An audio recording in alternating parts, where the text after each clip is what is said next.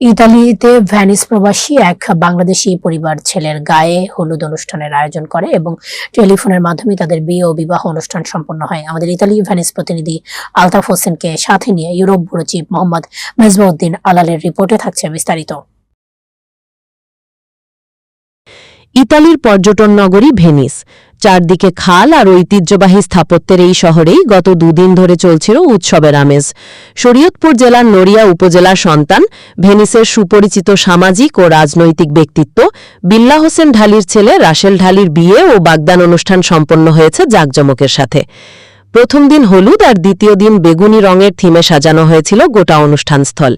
বিশেষ কারণে টেলিফোনের মাধ্যমে বিবাহ ও বাগদানের আনুষ্ঠানিকতা শেষ হলেও আয়োজনে ছিল না কোনো কমতি।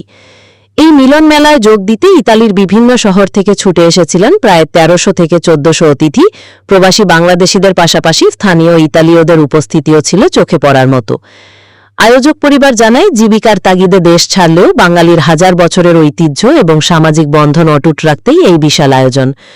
অনুষ্ঠানের শেষ পর্যায়ে বরের বাবা বিল্লাহ হোসেন ঢালি দূরদূরান্ত থেকে আসা সকল অতিথিদের প্রতি কৃতজ্ঞতা প্রকাশ করেন। টেলিফোনে বিয়ে হলেও হৃদয়ের টানে প্রবাসীরা এক হয়েছিলেন উৎসবে।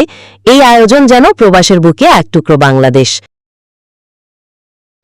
যে ভাই বোনদেরকে আমি আপ্যায়ন করার জন্য স্বাগতম জানাচ্ছি, ওনারা সাদরে গ্রহণ করছে এবং ওনারা সুন্দরভাবে উপস্থিতি হয়েছে এবং সর্বপ্রকারে দলবল নির্বিশ্বাসে আমার এই অনুষ্ঠানকে সম্পন্ন করার জন্য সবাই আমাকে সহযোগিতা হয়েছে। এই জন্য ভেনিস বাঙালি কমিউনিটি যারা আছে সবাইকে আমি ধন্যবাদ জানাই আমার পরিবারের পক্ষের থেকে এবং সবার কাছে আমি কৃতজ্ঞ।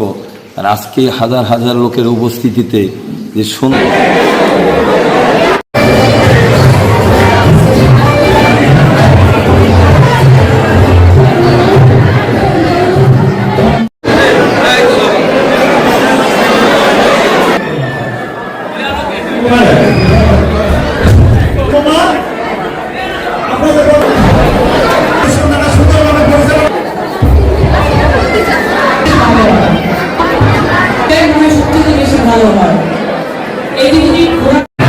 মিষ্টি আসবে।